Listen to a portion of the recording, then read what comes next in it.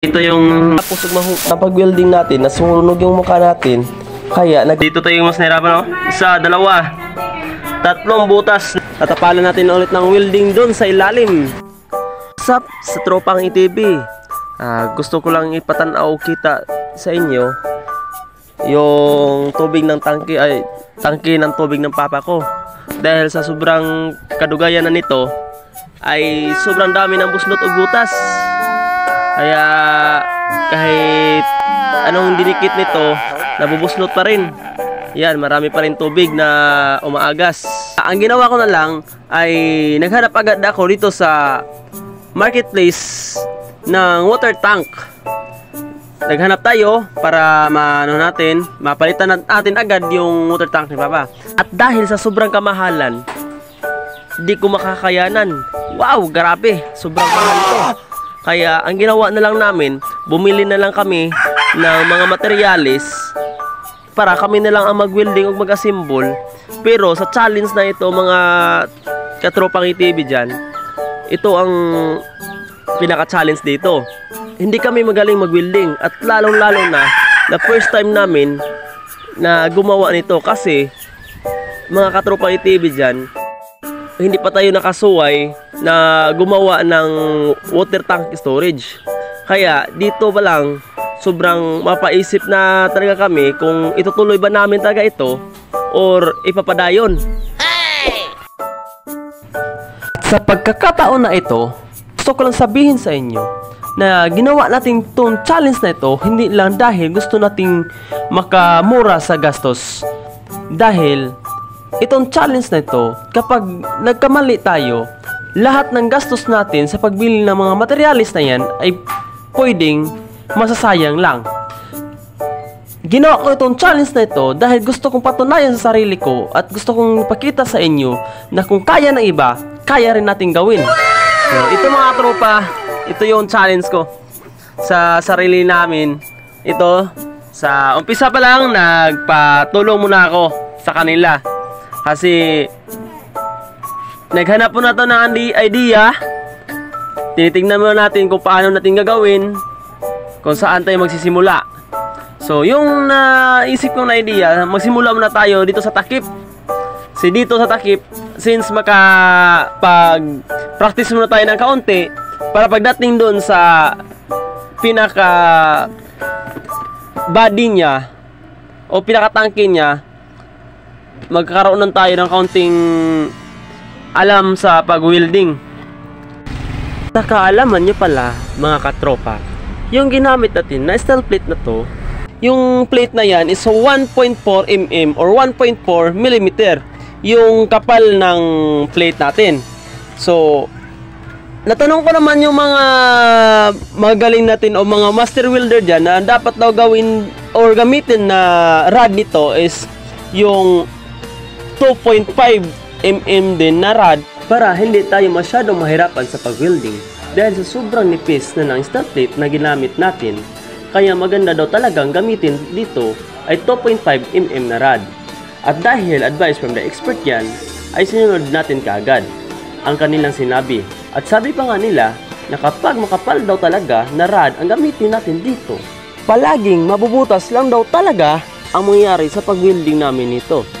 At syempre, iniwasan natin yan na mangyari kasi tubig ang nilagay dito at dapat lang na wala talagang butas ang tangke natin. Kaya sa challenge na ito, mga katropa, so ibayan nyo lang hanggang sa dulo. Kung kaya pa talaga natin gawin ang kaya ng iba. Kahit wala pa tayong experience sa paggawa ng water tank at hindi rin tayo magaling o hindi tayo expert pagdating sa pag-welding. bay, sige mag-co-out diha. Bay, unsay co-out mo diha. Hawak ka na to gamay, baby. Para mo pusing ta gamay ba. Nindot kitong pusing ni Roy. Nya na tokmod gamay, ana patid ta gamay sad. Ya, co-auto na po nato. Oh, yan. So, mga katropa, pantulo naman ni kaadlaw di ay nakalimutan ihap sa adlaw da. So dito naman gagawa natin or gagawa ni Papa ko is pinol weld na niya. Practicean na niya mag-pull weld kung okay ba yung pag-welding niya or maganda ba yung kalabasan ng pag-welding niya na pull weld. So yan, nakikita nyo na yan. Ay talagang masasabi mo na, wow, daming butas. So ito mga katropa, yung welding natin, yung mga kaunting splasyo na yan, ay talagang butas na daw yan, sabi ng mga expert na welders. Yun mga katropa, andito tayo sa loob ng tangke. Dito tayo mag full weld o kaya dito natin i-repair yung mga nadaanan natin o yung na-welding natin noong nakarang araw. Kasi dito sa loob ng tangke ay kitang-kita natin yung mga butas na nadaanan natin sa welding. Ito pa lang, dapat sure na tayo na wala na talagang butas upang hindi magkaroon ng tagas yung tangke natin. At isa pa, dapat matibay rin talaga yung pagka-welding natin kasi tubig yan, sobrang bigat ng tubig, baka mahiwalay yung tangke natin. Kita nyo? Yan. So, ganito pa rin, may konting ano pa rin mga lods sa itong banda dito.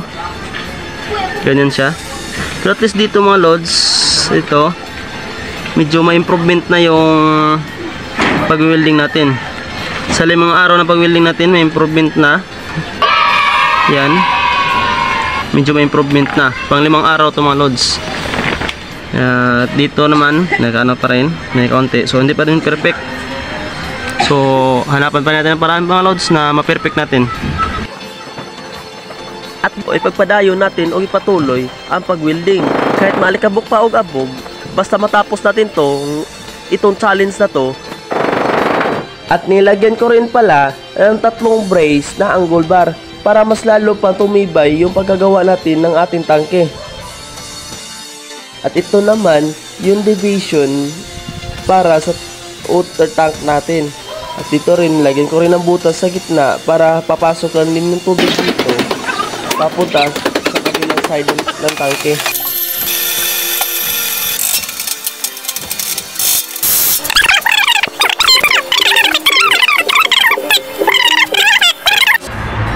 At ayan mga lods, tapos natin na welding ngayon na, tignan natin. Ayan o, ganito ang ano niya, itsura. Ibig sabihin, hindi pa rin niya nakadikit mga lods. Ano?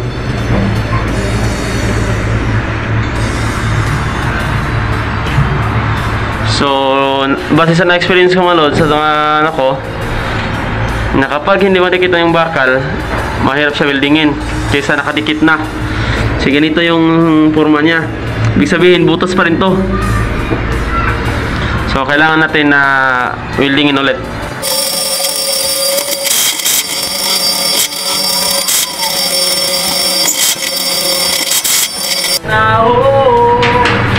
So yan mga lods, nirepair natin ulit. Yan o, ganito na siya.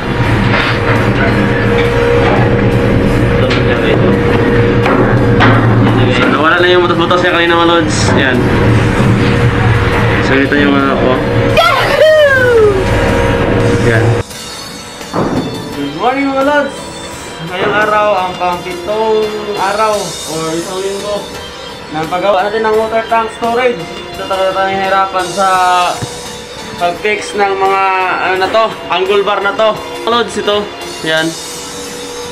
Ito ang pangatlong araw mga lods sa pag-fix natin ng mga angle bar na to. Yan, ito. Dito tayo talaga masabi natin na ano, mahirap talaga. Ito mga lods, pag ganito siya, yan, ganyan. Hirap na niyang idikit o i-welding. Kasi may ano siya, may espasyo siya. At lalo na itong baka na to, itong plate natin, pag natamaan siya ng init mga lods o ng welding, ang nangyayari nito, umaalsa to. Yan.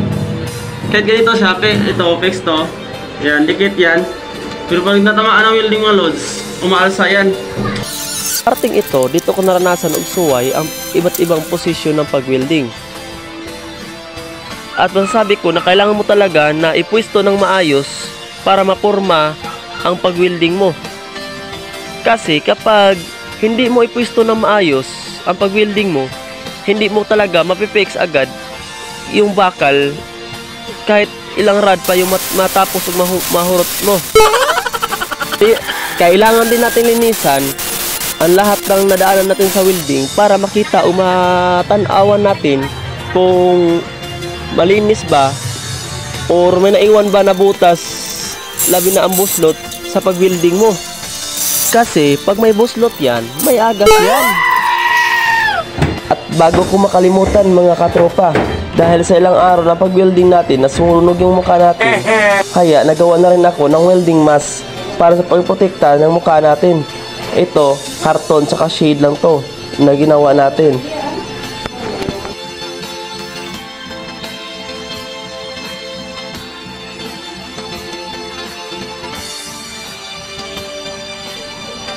At sa pagkakataon na ito, talagang napaisip na ako na maghanap na lang ng welder talaga para matapos itong ginawa natin.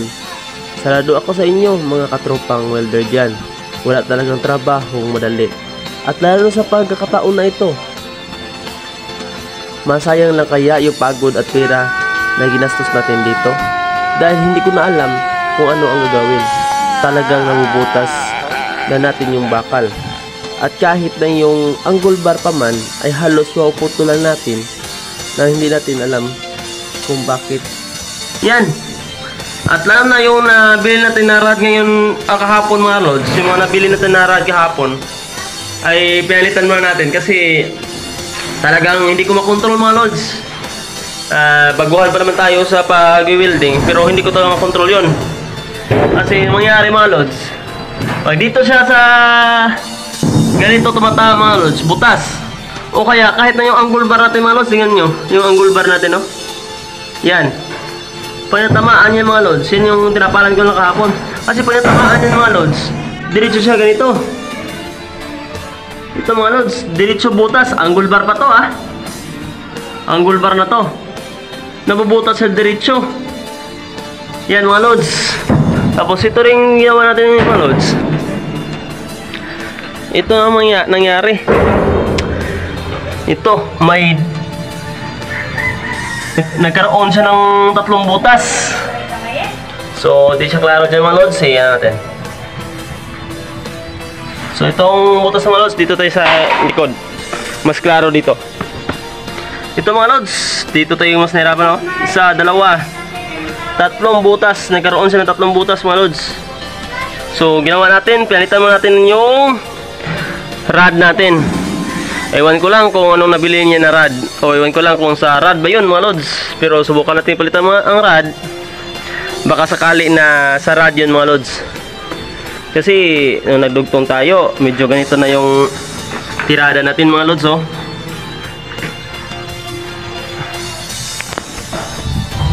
Ganito na yung tirada natin, oh. Medyo may kaliskis na. Yan mga lods, oh. Medyo may makaliskis na yung mga lods, yung tirada natin. Pero ngayon, sa rod na yun, na bili ko na bagong rod, nagkaroon siya ng ganito. Na ganito na siya mga lods. Yan. Tapos pag tumama siya sa bakal mga lods, talaga nabubuta siya.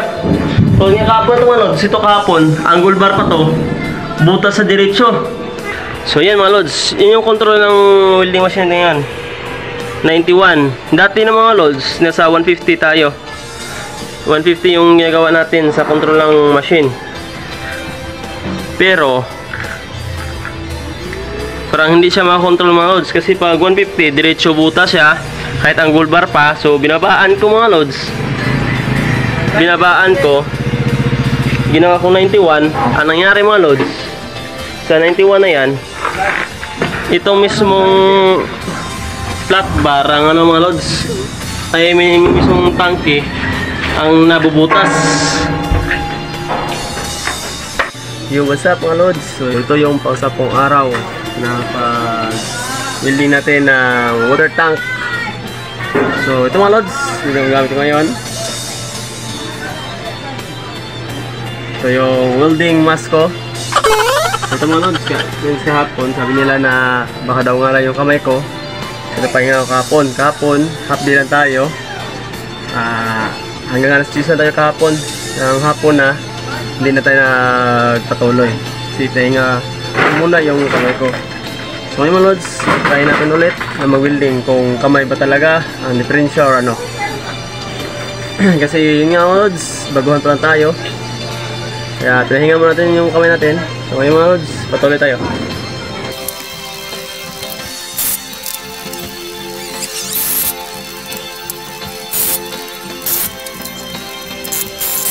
Yan mga lods, tingnan natin yung ginawa natin ngayon. So, nagpahinga tayo kahapon hanggang alas 10 na yung trabaho natin kahapon. Tara, pahinga yung kamay natin. So ito mga lods, yung update natin ngayon. Yan.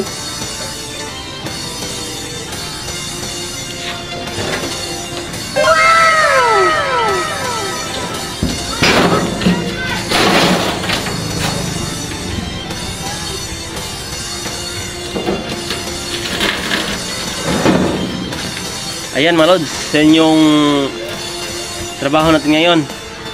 So yan yung finish product natin ngayon. Kumpara kahapon mga lods, dito yung kahapon. Yan mga lods, oh. Yan yung kahapon natin na product. Yung ginawa natin kahapon. Yan. Grabe. Hindi mo talaga mga lods. Kahapon talaga, grabe butas ng mga lods kahapon. Ito yung kahapon na butas, tinapalan ko na. Daming butas sa kahapon ng mga lods. So, saludo ako sa inyo mga master welder dyan. Tama talaga yung advice nyo na pahinga muna. Kasi yung ginagawa ko sa mga lods, pag nagtrabaho ako, simula ko ng mga alas 6, pag gano'n taga ng araw. Tapos, pahinga kaunti sa kain, mga 10 minutes lang, tapos trabaho ulit. Kasi nga, binamadali natin tapusin. Pero yun, mali pala. Kailangan ba talaga na pahinga ng maayos yung kamay natin. Kasi kahapon mga lods, sobrang bigat ang kamay natin. Hindi ng welding mga lods, itong ganyan. Butas agad. So, hindi ko na maintindihan kahapon. So, yun pa tayo mga lods. Yung kamay natin kahapon, sobrang halak. At ngayon mga lods, ito na. So, parang medyo okay na zero ito mga lods sa inyo. Yung update natin ngayon. Okay na. Pahinga natin na kaunti para ma-relax talaga husto ng kamay natin. Kain na tayo mga lods, sing snack. So, ito mga lods sa inyo, bilo-bilo sa amin to, binignit. Yan mga lods, kain na tayo. At pagkatapos natin kumain mga katropa, hindi na tayo nagpatumpik-tumpik pa. Binilikan natin kaagad ang pag-welding sa water tank storage na ito para matapos na natin na kaagad at makita natin ang resulta sa ginawa nating challenge na to. Kung ito ba talaga ay makaka-save tayo o masayang lang yung hirap at pagod at lalo na yung nagastos natin sa challenge na ito sa paggawa ng water tank storage. At upang mapatunayan ko sa inyo kung kaya ko ba talaga or kaya ba talaga natin tong gawin kahit wala pa tayong experience lalo na sa paggawa ng water tank storage na to. Kasi yun nga ang nasabi ko nung una na kung kaya ng iba, bakit hindi natin makakaya? Kung kaya natin isipin, kaya natin gawin. At gusto ko lang patunayan sa sarili ko mga katropa na kahit gaano kahirap yung pagsubok na yan, basta matiwala ka lang sa sarili mo kakayahan at lalo na yung tulong galing sa taas upang bigyan ka ng lakas sa pangatawan at alertong isipan, wala tayong pagsubok na aayawan. At dito pala mga katropa, napag-isip-isip ko lang nalagyan siya ng angle bar para mas dubli pa yung kapit niya. Yung isang side ng angle bar ay kakapit sa mismong katawan ng tangke at isang side naman ng angle bar ay kakapit din siya sa pinakapuwet ng tangke para hindi siya madaling mabiyak or masira man lang.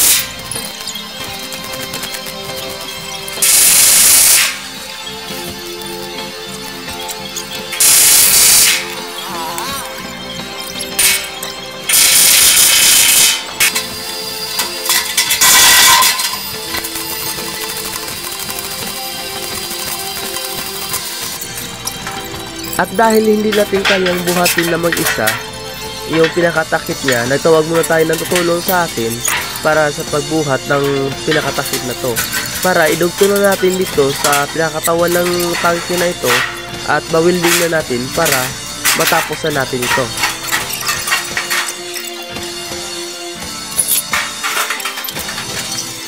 Update pala mga katropa, malapit na nating matapos itong water tank storage natin. Kaya ito, didugtong na natin para buo na yung water tank storage natin. So mga ilang araw na lang at matapos na natin ito.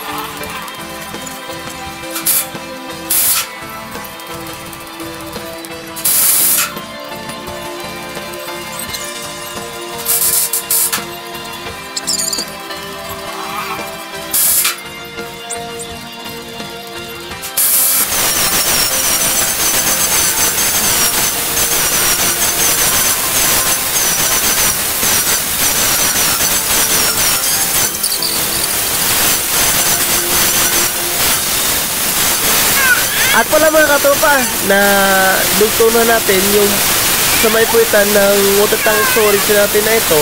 At isa na natin kaunti para makita natin kung may mabutas ba o wala. Na itong ginawa natin ng water tank storage. Kaya ito mga katropa, ito yung update ko ngayon. Kaya kaunting silip lang muna tayo dito sa loob. Yun, may butas talaga tayo nakita.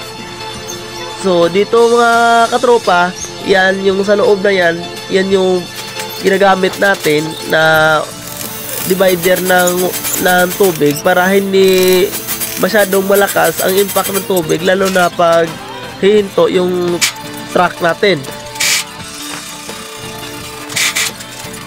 At kung gusto nyo pala itanong mga katropa, at baka nagtaka kayo kung bakit may mga jack sa ibabaw ng tangke natin, gusto ko palang sabihin sa inyo na ginamit ko lang yan para lumapat yung plate niya sa pinakakatawan ng tangke natin para madali siyang i-welding natin. Kasi kapag nakaangat siya, tulad niyan, grabe ang hirap niya i-welding, or kaya ang hirap niya pagdikitin.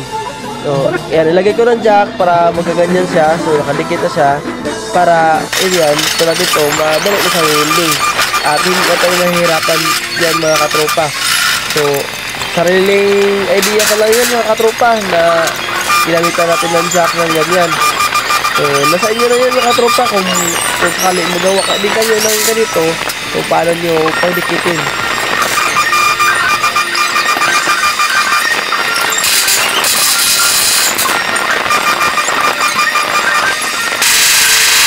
At dahil halos nabuo na natin itong water tank storage natin mga katropa, itong bahagi na lang na ito ang kailangan natin pagdikitin para mabuo na itong water tank storage natin.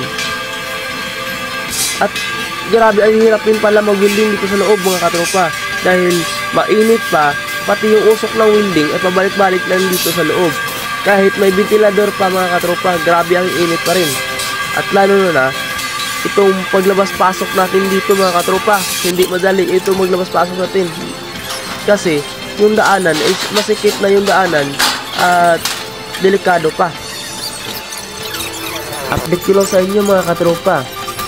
Kaunting retouch lang at matatapos na rin itong water tank storage natin. At maraming salamat para sa nanonood sa video na ito. At ako mismo sa sarili ko mga katropa, natutuwa ako dahil natapos ko itong challenge na ito, na may natutunan ako at na-improve pa yung skill ko mga katropa. Nakikita nyo naman mga katropa, nung una hindi natin alam kung paano mag-welding o padikitin itong isang bakal sa kabilang bakal. Pero ngayon mga katropa, medyo may improvement talaga yung ginawa natin, na medyo hugis tayo skills na daw yung sinasabi nila yung pag-welding ko. So maraming salamat talaga mga katropa sa panonood nyo sa video na ito mga katropa. At nagpapasalamat din pala ako sa may kapal dahil binigyan niya tayo ng lakas na pangangatawan para matapos natin itong challenge na ito. At sabi nga nila, walang pagsubok na hindi kayang lutasin. Kung mananalig ka lang sa buong may kapal at magtiwala ka lang sa sarili mong kakayahan. Sa sarili mong kakayahan na kaya mong lutasin o kaya mong gawin.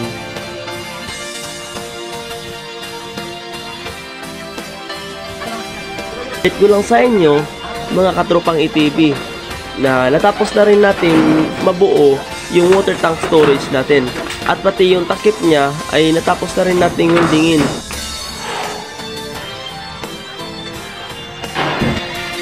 Ngayon tanggalin natin itong mga bakal na ito para ma-fix natin yung water tank storage natin dito sa sasakyan na paglagyan natin ng water tank storage natin.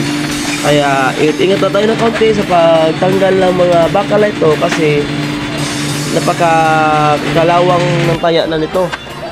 At baka tayo masugatan at magkasamad-samad pa. Kaya kaunting ingat lang tayo at dahan-dahan para hindi tayo masugatan. Mga katropang ETB, andito tayo ngayon sa tambakan ng basurang bakal para maghanap tayo ng bakal na pwedeng magamit natin sa pag-fix ng water tank storage natin doon sa pinaka-truck. At ito na nga, nahanap natin, magandang klase na bakal pa ito. Sa ngayon naman, ay ito na tayo, nakauwi na tayo.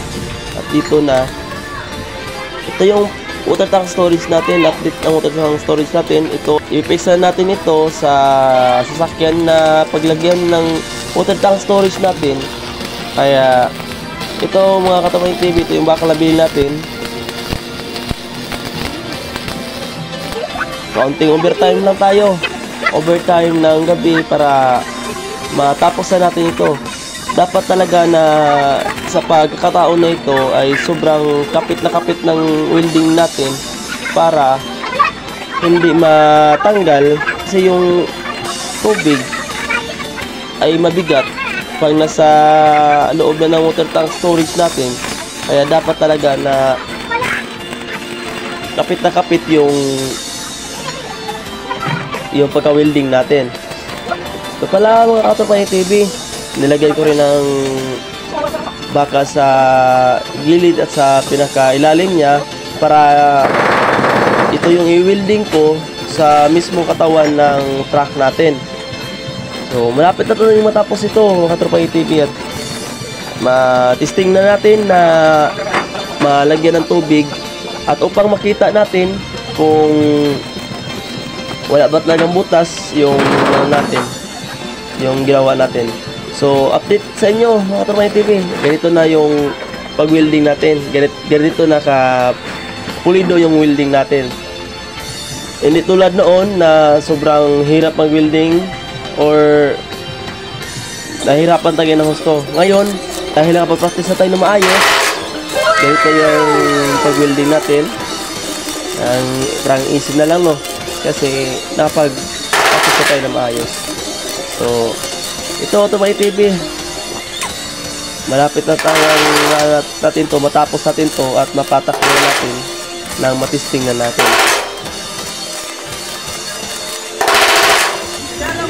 So yan yung mga bakal sa gilid yan. Ito na yung pinakabuo ng water tank storage natin. Ganyan talaga. Sobrang tibay na to mga katropang TV. Yung gagawin natin dito is patibayin na natin.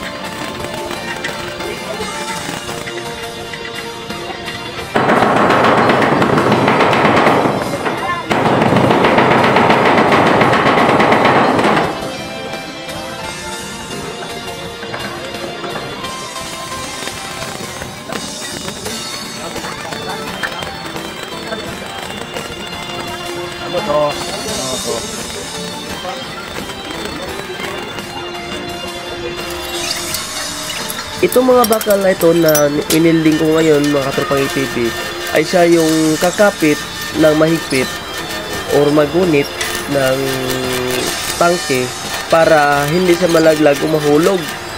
Kasi ang tubig kapag gumagalaw ay sobrang bigat na yan.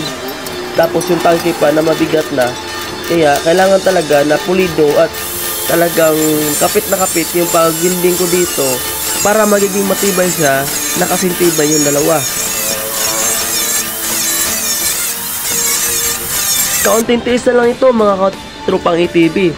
At matesting na natin itong water tank storage natin at makita natin yung ginawa natin kung may butas ba siya na buslot or wala ba.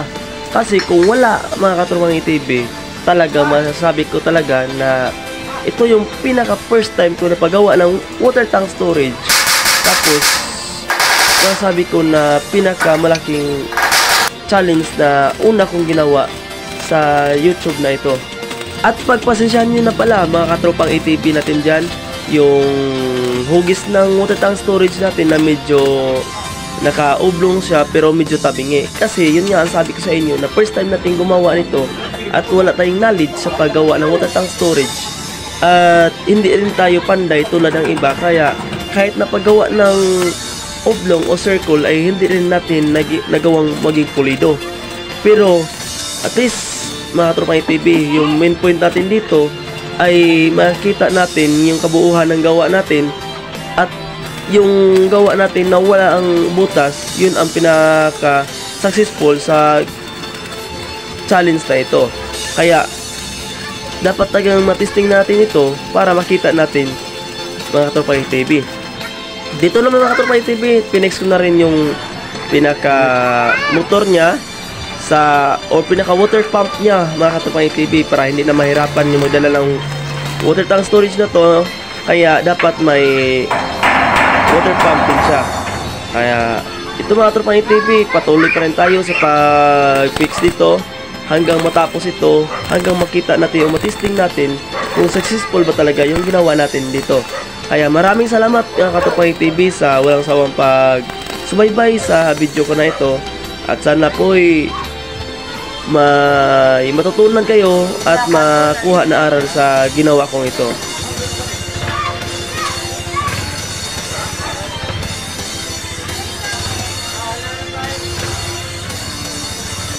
At sa wakas mga katropang ATV, masubukan na rin natin ngayong araw ang ating ginawa na water tank storage. At ayun o, medyo kinabahan ako kasi nga sabi ko sa inyo na hindi tayo welder talaga o hindi tayo professional welder. Nagpa-practice tayo ng pag-welding pero sana nga ay walang butas to na malaking butas. At ayan na nga si tatay, sobrang excited rin tatay na kargahan ng tubig yung ating water tank storage.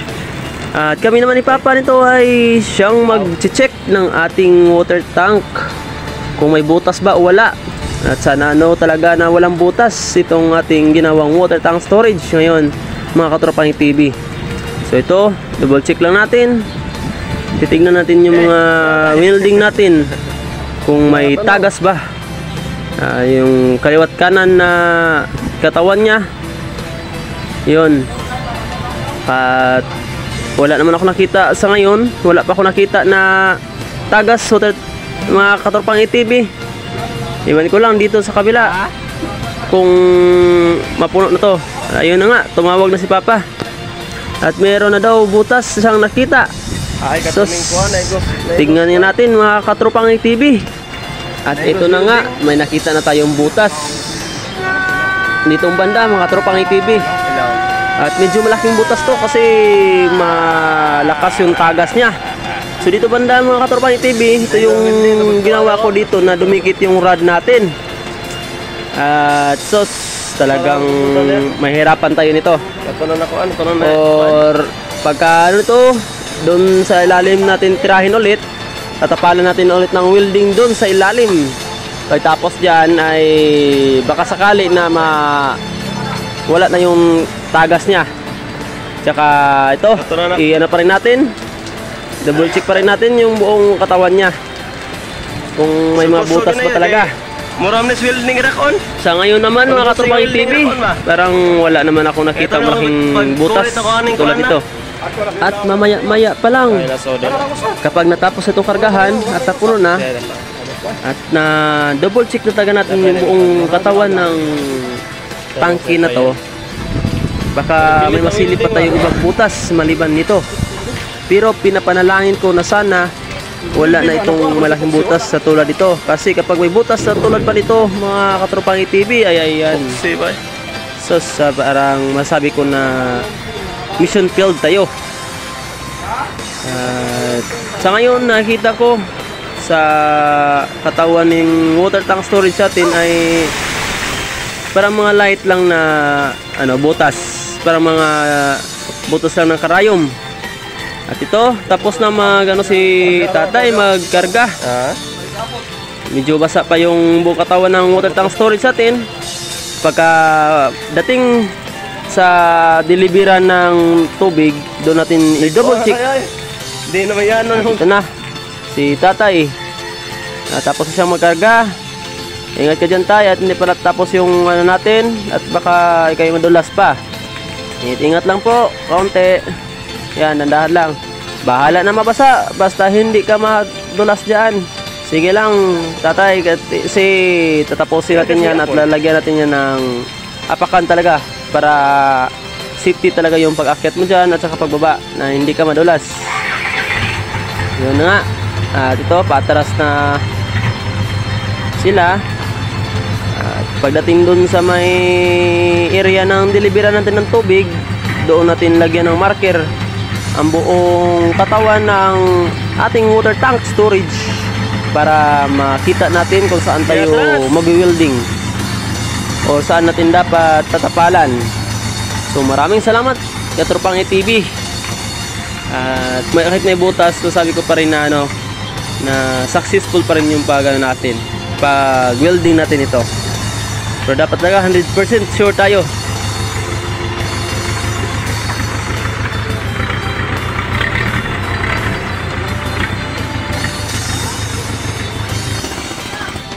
Kaya ito, mga katropang TV, nilagyan natin ng marker, sinumulan natin sa taas para sa pag-repair natin ay makikita natin agad kung saan ang titirahin natin. Yan, para doon sa taas hanggang sa baba ang ating lalagyan ng marker. Buong katawan niya ang ma-repair natin o ma-double check.